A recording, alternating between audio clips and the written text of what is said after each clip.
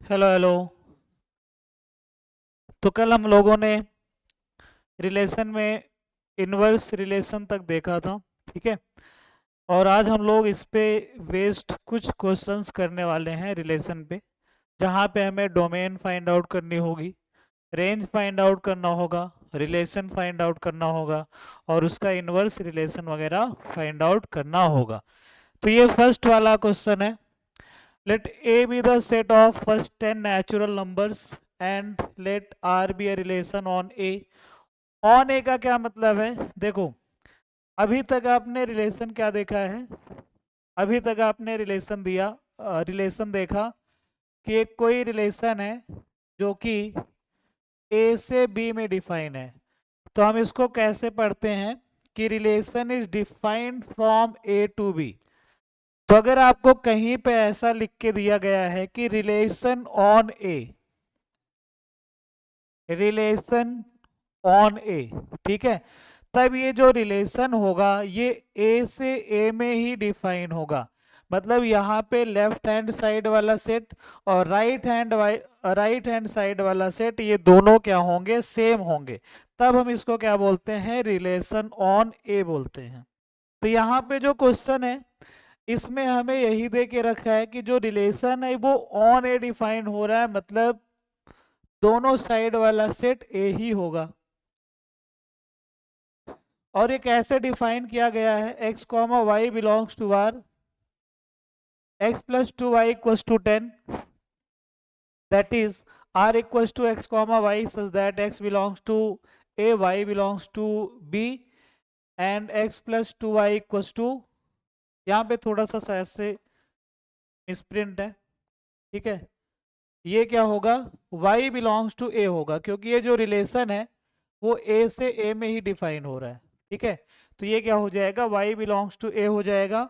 x plus two y equals to 10 हो रहा है, मतलब इसका क्या, एक बार मैं समझा देता हूँ कि x और y आपस में तब रिलेट होंगे जब x प्लस टू वाई की वैल्यू 10 के बराबर आ रही होगी, तब x और y आपस में रिलेट हो जाएंगे।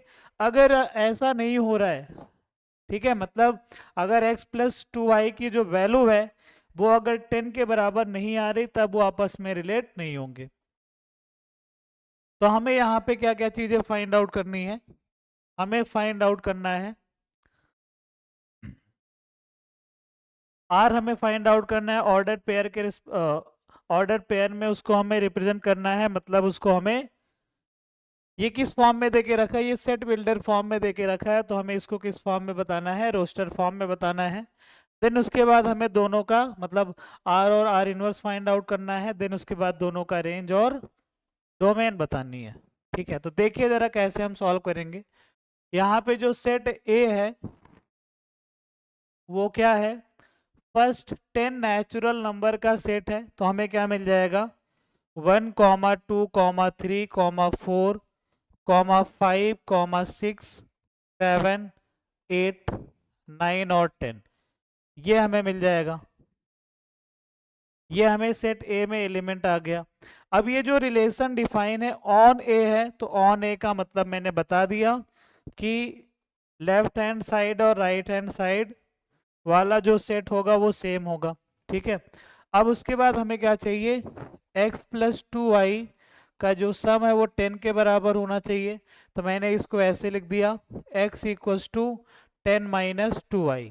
तो यहाँ पे जो x और y आएंगे वो कहाँ से आएंगे? सेट a से ही आएंगे, ठीक है। तो अगर मैंने क्या किया, अब देखो हमें यहाँ पे क्या करना होता है, एक वैल्यू मैंने ले लिया, जैसे मैंने y की वैल्यू ले ली, y की वैल्यू मैंने 1 ले ली, क्योंकि हमें y की वैल्यू कहाँ से कहाँ तक लेनी है? 1 से 10 तक आप ले सकते हो, प्रोवाइडेड कि x और y नेचुरल होना चाहिए और x प्लस टू वाई का जो सम है वो 10 के बराबर हमें मिलना चाहिए। तो y की वैल्यू अगर मैंने 1 लिया तो x की वैल्यू हमें 8 मिल गई। y की वैल्यू अगर आपने 2 लिया तो x की वैल्यू 6 मिल जाएगी। y की वैल्यू अगर आपने 3 लिया तो x की वैल्यू 4 आ गई। y अगर आपने 4 लिया तो x की वैल्यू 2 आ गई। y अगर आपने 5 लिया तो x की वैल्यू क्या आ जाएगी? 0। तो इसको आप नहीं ले सकते हो और इससे आगे वाले जो भी एलिमेंट आएंगे, मतलब y की वैल्यू 6 भी नहीं ले सकते हो, y की वैल्यू 7 भी नहीं ले सकते हो। क्यों ऐसा? क्योंकि यहाँ पे जो x आपको मिल रहा है वो अभी नेचुरल नंबर नहीं हो रहा है, ठीक है। यहाँ पे जैसे आपको 0 मिल गया, तो 0 तो नेचुरल होता नहीं है, तो आप इसको हटा दोगे। और इसके आगे अगर आप जाओगे, y की वैल्यू अगर आपने 6 लिया तो x की वैल्यू क्या आ जाएगी? नेगेटिव आएगी, तो वो भी हमें नहीं लेना है। तो इसका मतलब है कि इतने ही पेयर पॉसिबल है। तो देखिए जरा, मैं r को कैसे लिख सकता हूं। r में किस टाइप का एलिमेंट आएगा? x कॉमा वाई टाइप का एलिमेंट आएगा। तो अगर आपने x की वैल्यू 1 लिया तो y की वैल्यू, मतलब x की वैल्यू 8 लिया तो हमें y की वैल्यू क्या मिल रही है? 1 के बराबर। तो ये आ गया। फिर क्या आएगा? फिर बताइए क्या आएगा? फिर अगर आपने x की वैल्यू 6 लिया तो y की वैल्यू 2 आ जाएगी। x की वैल्यू अगर आपने 4 लिया तो y की वैल्यू 3 आ गई। x की वैल्यू अगर आपने 2 लिया तो y की वैल्यू क्या आ जाएगी? 4 के बराबर हमें मिल जाएगा। x की वैल्यू अगर आपने 2 लिया तो y की वैल्यू हमें क्या मिल रही है? 4 के बराबर मिल रही है, ठीक है। तो ये तो क्या हो गया? r हो गया। अब हमें क्या चाहिए? r इनवर्स चाहिए। तो r इनवर्स आप कैसे पता करोगे? मैंने कल आपको बताया था, अगर हमें r इनवर्स चाहिए तब आपको क्या करना है, जो भी यहाँ पे ऑर्डर्ड पेयर्स दिख रहे हैं उन सभी को हमें क्या करना है? आपस में इंटरचेंज कर देना है। तो यहाँ पे अगर आपने 8 और 1 को इंटरचेंज किया तो 1 कॉमा 8 आ जाएगा। फिर इसके बाद 2 कॉमा 6 आ जाएगा। फिर आ जाएगा 3 कॉमा 4। फिर क्या आएगा? 4 कॉमा 2 आ जाएगा। तो ये क्या मिल गया आपको? ये आर इनवर्स मिल गया। अब हमें क्या चाहिए? इन दोनों का डोमेन और रेंज भी चाहिए। तो देखिए जरा, आर हमें मिल गया है। आर हमें क्या मिला है? आर मिला है कितना? 8 comma 1, 6 comma 2, 4 comma 3, 8 comma 1, 6 comma 2, 4 comma 3, ठीक है। फिर उसके बाद है 2 कॉमा 4, 2 कॉमा 4। ये है आपके पास आर। अब अगर मैं इसका डोमेन फाइंड आउट करूंगा तो डोमेन मैंने कल आपको बताया था कि अगर ऐसे ऑर्डर्ड पेयर दे के रखे हैं रिलेशन में, तो जो फर्स्ट एलिमेंट का सेट होगा वही आपका डोमेन हो जाएगा। तो डोमेन यहाँ पे हो गया 8, 6, 4 एंड 2। फिर उसके बाद रेंज क्या हो जाएगा? जो सेकंड एलिमेंट का सेट है वही क्या हो जाएगा? रेंज। तो ये आ गया 1, 2, 3 एंड 4 आ गया। तो ये रेंज हो गया, ठीक है। अब इसके बाद हमें क्या फाइंड आउट करना है? हमें जो आर इनवर्स है उसका भी डोमेन एंड रेंज चाहिए। तो मैंने कल आपको बताया था, domain of R inverse equals to क्या हो जाता है? रेंज ऑफ आर हो जाता है। तो यहाँ पे आर का रेंज क्या है? 1, 2, 3, 4। तब ये क्या हो जाएगा? आर इनवर्स का डोमेन हो जाएगा, ठीक है। फिर उसके बाद अगर मैं इसका रेंज पता करूं, रेंज ऑफ आर इनवर्स, तब ये क्या होता है? ये होता है डोमेन ऑफ आर के बराबर। तो डोमेन ऑफ आर क्या दिख रहा है? 8 कॉमा 6 कॉमा 4 और 2। तो ये हो जाएगा आपका रेंज और डोमेन हमें मिल जाएगा किसका? आर इनवर्स और आर का, ठीक है। तो इसमें कोई भी डिफिकल्टी नहीं है। जब भी आपको ऐसे सवाल दिए जाएं जिसमें हमें जो भी रिलेशन है वो सेट बिल्डर फॉर्म में दे के रखा है, तब आपको क्या करना है? आपको पहले उसको ट्राई करना है कि रोस्टर फॉर्म में कन्वर्ट कर लो अगर पॉसिबल है तो। देन उसके बाद सॉल्व करोगे तो आराम से सिंप्लीफाई हो जाता है, ठीक है। नेक्स्ट वाला क्वेश्चन देखते हैं। If a equals to 2, 4, 6, 9 and b equals to 4, 6, 18, 27, 54, a belongs to set a, b belongs to set b, find the set of ordered pair such that A is a factor of B and A is less than B. ठीक है, मतलब हमें क्या चाहिए कि इसमें A comma B type के element आएंगे। जो भी रिलेशन यहाँ पे ये बोल रहा है, जो भी रिलेशन बोल रहा है उसमें ए कॉमा बी टाइप के एलिमेंट आएंगे सच दैट कि जो ए होगा वो सेट ए से आएगा और जो बी होगा वो सेट बी से आए वो सेट बी से आएगा एंड उसके बाद ए इज लेस देन बी भी होगा। ठीक है, फर्स्ट वाला एलिमेंट सेट ए से आएगा, सेकंड वाला एलिमेंट सेट बी से आएगा और ए इज लेस देन बी वाली कंडीशन भी आपको ध्यान रखनी है। तो देखिए जरा, और हमें सेट ए ये दे के रखा है, सेट बी ये दे के रखा है।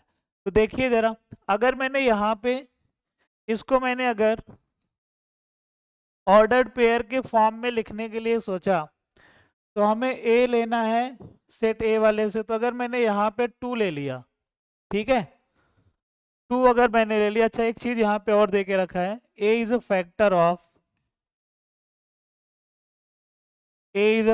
ऑफ बी, ये भी दे के रखा है। तो देखिए जरा, अगर मैंने 2 लिया तो यहाँ पे बताइए 2 इनमें से किसका किसका फैक्टर हो सकता है। 2 तो 4 का भी फैक्टर हो सकता है, 2 8 का भी फैक्टर हो जाएगा, मतलब 6 का भी फैक्टर हो जाएगा, और जो 2 है वो 18 का भी फैक्टर हो जाएगा, 254 का भी फैक्टर हो जाएगा। तो 2 तो इनके साथ में रिलेट हो जाएगा सभी के साथ में। अब उसके बाद यहाँ पे मैंने 4 लिया, ठीक है, तो 4 बताइए किसका किसका फैक्टर होगा। 4 का तो फैक्टर होगा, लेकिन हमें क्या चाहिए, ए लेस देन बी लेना है, मतलब ये वाली जो वैल्यू लेनी है बड़ी चाहिए आपको। तो क्या 4 4 के साथ में रिलेट होगा, क्या नहीं होगा, क्योंकि अगर आपने 4 को 4 के साथ में रिलेट किया तो क्या हो जाएगा, दोनों बराबर हो जाएंगे, जबकि हमें ये चाहिए ही नहीं। ठीक है, 4 फिर इसका फैक्टर होगा, क्या नहीं होगा, 18 का भी नहीं होगा, 27 का भी नहीं होगा और 54 का भी नहीं होगा। तो जो 4 है वो किसी के साथ में रिलेट नहीं होगा। फिर उसके बाद 6 पे आ गए आप। 6 ना तो 4 से रिलेट होगा ना ही 6 से रिलेट होगा। 6 18 से रिलेट हो जाएगा, 27 से रिलेट नहीं होगा। 6 उसके बाद 54 से रिलेट हो जाएगा। तो ये आपको मिल गया। फिर उसके बाद यहाँ पे 9 पे आ गए, तो 9 18 के साथ में रिलेट हो जाएगा, 9 27 के साथ में रिलेट हो जाएगा और 9 54 के साथ में भी रिलेट हो जाएगा। ठीक है, तो ये क्या हो गया, आपका ऑर्डर्ड पेयर के फॉर्म में आपने रिलेशन को रिप्रेजेंट कर दिया। ठीक है, तो यहां तक सभी को समझा होगा। अगर इसमें किसी को कुछ भी डाउट है तो अभी तुरंत आप पूछ सकते हो।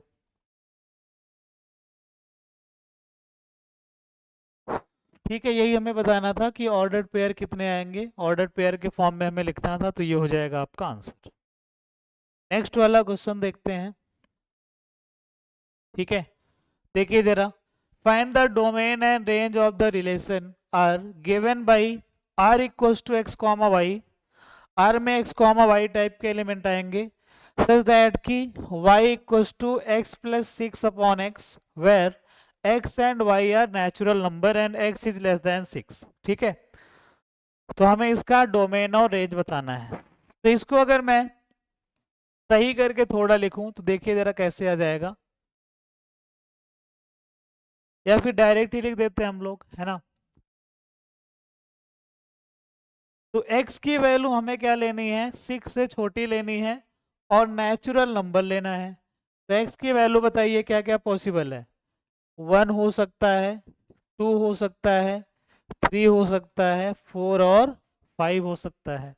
अब उसके बाद इसके करस्पॉन्डिंग हमें y की वैल्यू चाहिए। अब जरा ध्यान से देखना, x की वैल्यू अगर आपने 1 लिया तो y की वैल्यू बताइए कितनी मिल रही है। x की वैल्यू अगर आपने 1 लिया तो y की वैल्यू हमें कितनी मिल रही है, y की वैल्यू हमें मिल जाएगी 7 के बराबर, और 7 एक नेचुरल नंबर होता है, तो 1 और 7 आपस में रिलेट हो जाएंगे। फिर उसके बाद अगर आपने x की वैल्यू 2 ली, तो y की वैल्यू बताइए कितना मिलेगा, y की वैल्यू आपको 5 मिलेगा, और 5 एक नेचुरल नंबर होता है, तो ये भी रिलेट हो जाएंगे, 2,5 आ गया। x की वैल्यू अगर आपने 3 ली, तब क्या होगा, y की वैल्यू कितनी आ जाएगी, y की वैल्यू अभी भी 5 के ही बराबर आएगा, तो ये क्या हो जाएगा, 3 और 5 भी आपस में रिलेट हो गए। फिर अगर आपने x की वैल्यू 4 लिया, तो अगर आपने x की वैल्यू 4 यहाँ पे रखा, ठीक है, x की वैल्यू 4 यहाँ से उठा के यहाँ पे रखा, तो आपको क्या मिलेगा, y की जो वैल्यू है वो अभी नेचुरल नंबर नहीं मिल रही है, और अगर वो नेचुरल नंबर नहीं मिल रही है तब वो रिलेशन में नहीं आएगा, क्योंकि x और y आपको क्या लेने हैं, नेचुरल नंबर्स, तब यहाँ पे जो 4 है वो रिलेट नहीं होगा।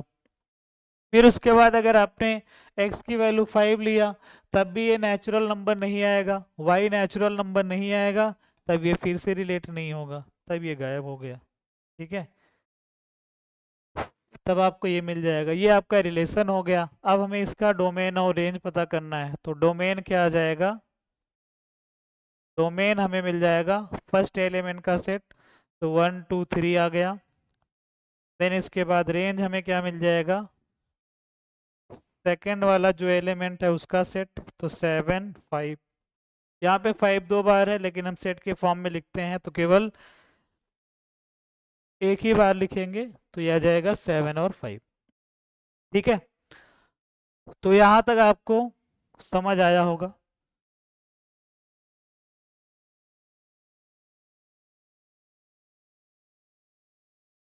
ठीक है,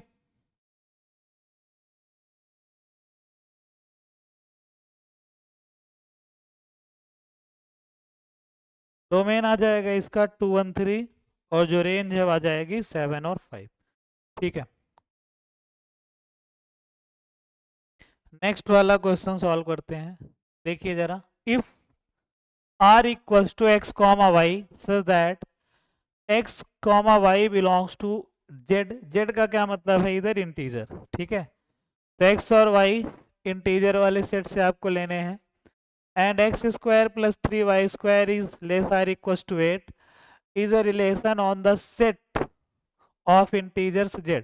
यहाँ पे देखो आपको क्या लिख के दिया है, on the set of integers, मतलब लेफ्ट हैंड साइड वाला और राइट हैंड साइड वाला दोनों सेट आपको कौन सा लेना है, इंटीजर वाला सेट लेना है। तब आपको बताना है कि आर इनवर्स का जो डोमेन होगा वो क्या आएगा, ठीक है। अब देखो यहाँ पे हमें क्या चाहिए, आर इनवर्स की डोमेन चाहिए, तो आर इनवर्स की डोमेन फाइंड आउट करने से अच्छा है आप क्या कर लो, आर की रेंज फाइंड आउट कर लो, क्योंकि दोनों चीजें सेम होंगी। तो हम क्या पता करने वाले हैं अभी, आर की रेंज पता करने वाले हैं, ठीक है। तो देखो जरा, तो हमें क्या चाहिए, x square plus y square less or equals to 8 चाहिए, और हमें क्या लेना है, एक्स और वाई इंटीजर्स लेने हैं। अब देखो यहाँ पे हमें स्क्वायर दिख रहा है, अच्छा 3y स्क्वायर है, ये 3y स्क्वायर है, ठीक है।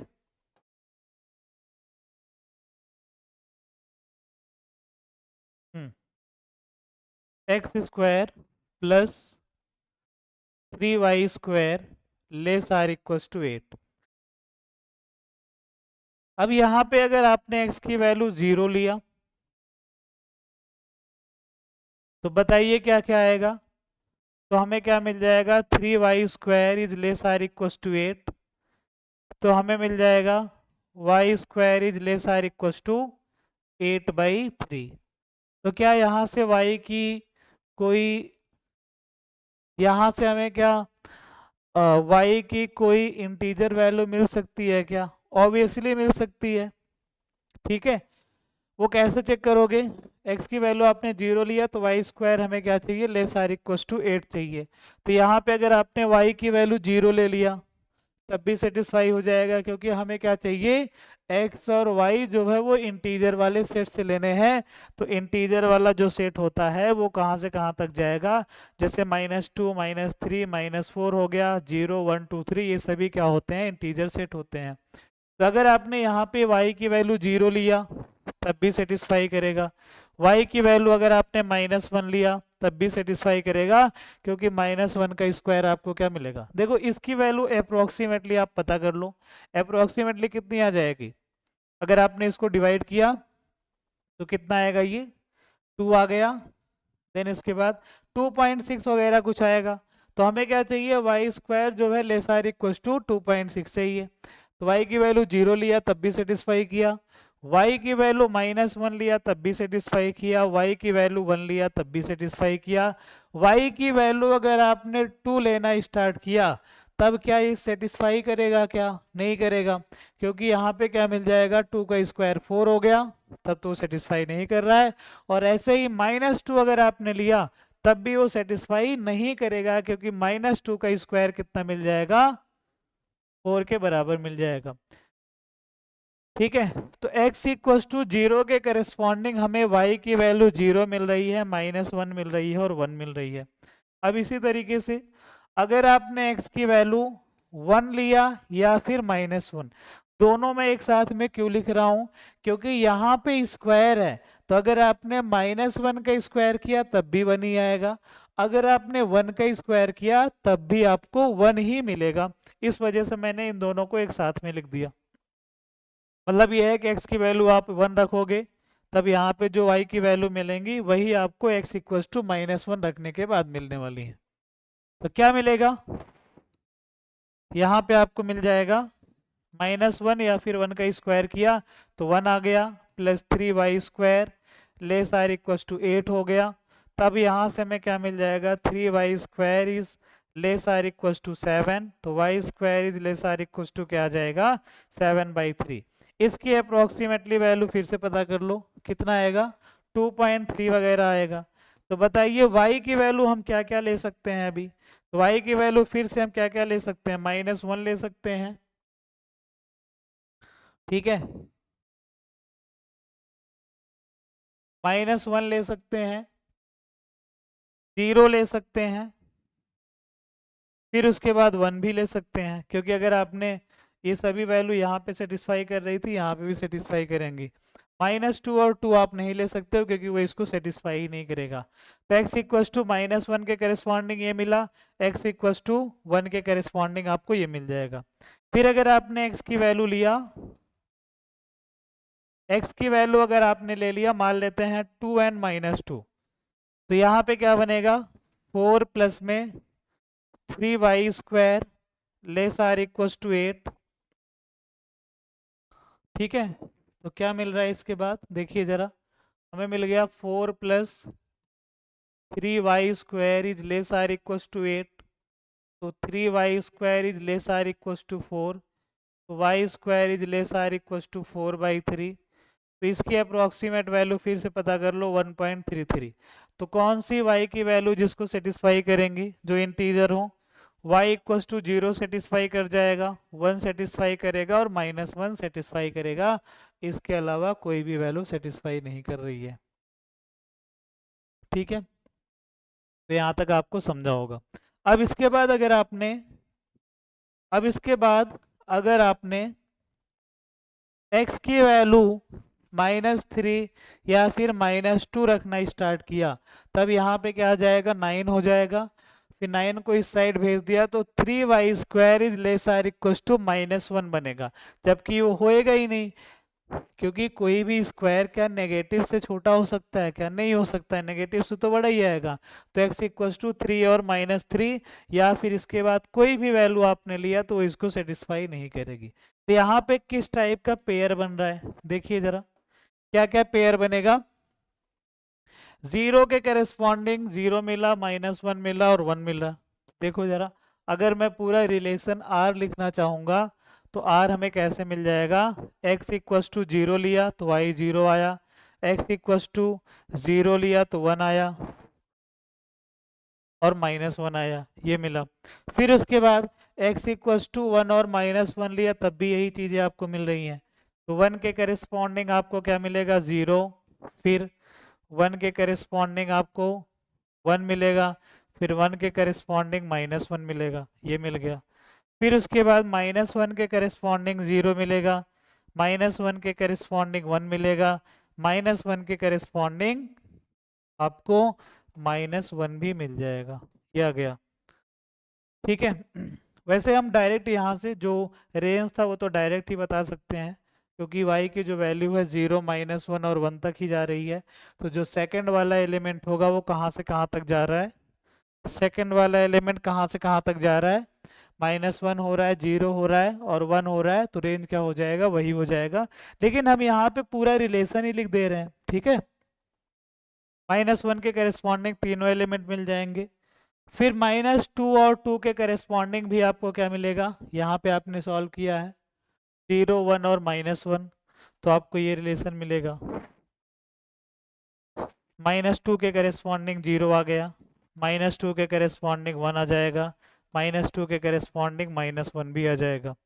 फिर उसके बाद हमें क्या मिलेगा, 2 के करेस्पॉन्डिंग 0 आ जाएगा, 2 के करेस्पॉन्डिंग -1 आ जाएगा एंड 2 के करेस्पॉन्डिंग 1 आ जाएगा।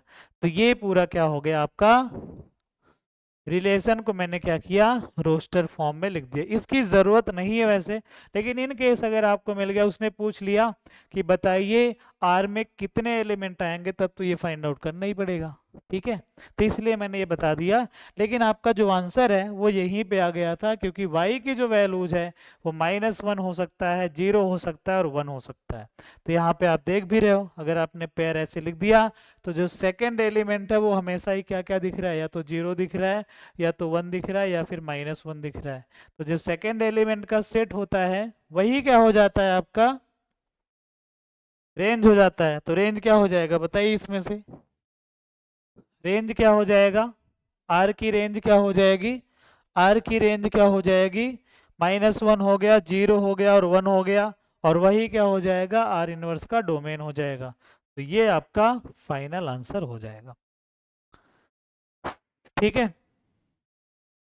तो हमें फाइनल आंसर क्या मिल जाएगा, -1, 0 एंड 1, ठीक है। एक क्वेश्चन इस पे और सॉल्व करते हैं, एक क्वेश्चन और सॉल्व करते हैं, देखिए जरा, इजी सा क्वेश्चन है बिल्कुल, ठीक है। नेक्स्ट वाला क्वेश्चन है, let let R be the relation, R be the relation, let R be the relation on Z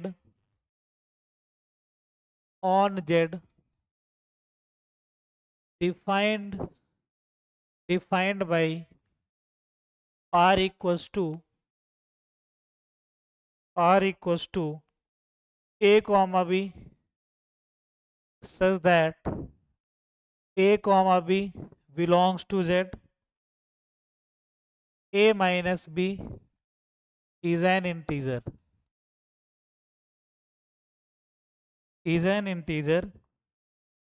then find domain and range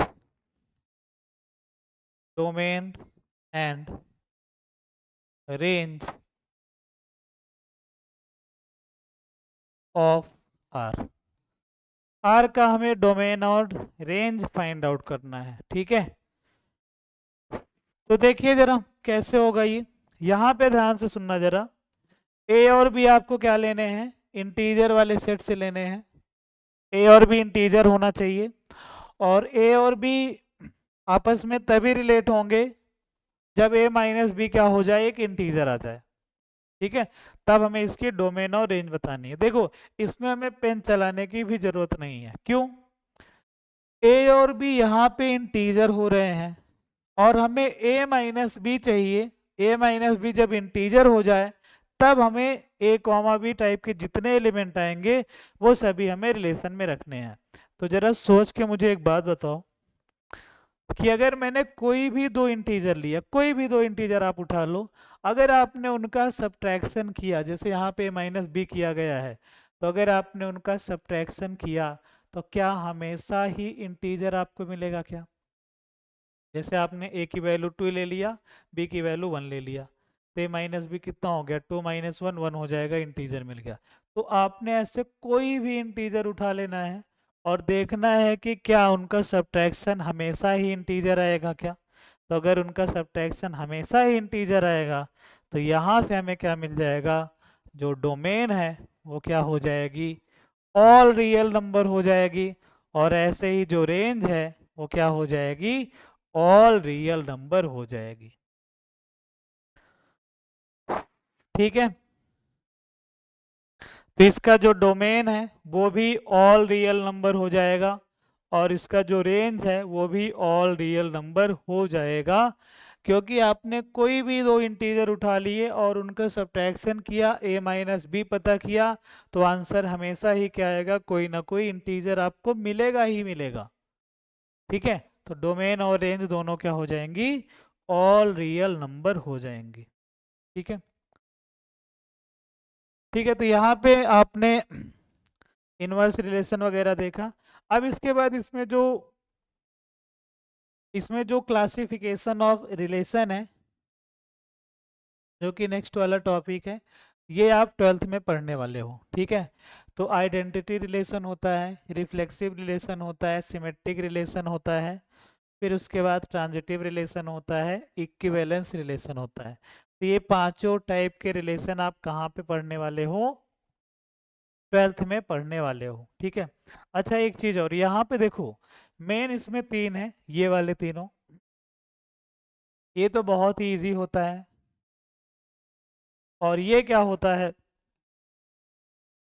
अगर कोई रिलेशन रिफ्लेक्सिव भी हो रहा है, सिमेट्रिक भी हो रहा है और ट्रांजिटिव भी हो रहा है, तब हम उसको कंबाइंड फॉर्म में क्या बोल देते हैं? इक्विवेलेंस रिलेशन बोलते हैं। तो मेनली यहाँ पे हमें कितने रिलेशन पढ़ने की ज़रूरत है? जब आप 12th में जाओगे तो यहाँ पे हमें केवल 3 रिलेशन पढ़ने की ज़रूरत होती है। एक तो रिफ्लेक्सिव हो गया, सिमेट्रिक हो गया और ट्रांजिटिव हो गया। आइडेंटिटी तो काफ़ी इजी होता है, तो इससे सवाल तो पूछे ही नहीं जाते हैं, मतलब ये बहुत ही इजी होता है, एक स्टेप का मतलब एक स्टेप का इसका डेफिनेशन होता है और इस पे ज़्यादा कुछ हार्ड वगैरह सवाल बनते नहीं हैं। और जो इक्विवेलेंस रिलेशन है वो तो इन दोनों तीनों को कंबाइन करने के बाद मिलेगा। अगर कोई रिलेशन सिमेट्रिक भी है, रिफ्लेक्सिव भी है और ट्रांजिटिव भी है, तब हम उसको कंबाइन फॉर्म में क्या बोल देते हैं? इक्विवेलेंस रिलेशन बोल देते हैं। ठीक है, ठीक है, तो इसके बाद हम लोग नेक्स्ट क्लास में जो फंक्शन चैप्टर है वो मतलब इसी का पार्ट है बेसिकली, तो फंक्शन से स्टार्ट करेंगे। तो 11th में जो रिलेशन वाला पार्ट था इतना ही था, तो मैंने आपको बता दिया। अब आप जाके क्या कर सकते हो, एनसीईआरटी जो भी है 11th की, उसमें रिलेशन वाले जितने भी सवाल हैं आप उनको अटेम्प्ट कर सकते हो, आपसे आराम से सॉल्व हो जाएंगे। ठीक है, नेक्स्ट क्लास में हम लोग फंक्शन देखने वाले हैं।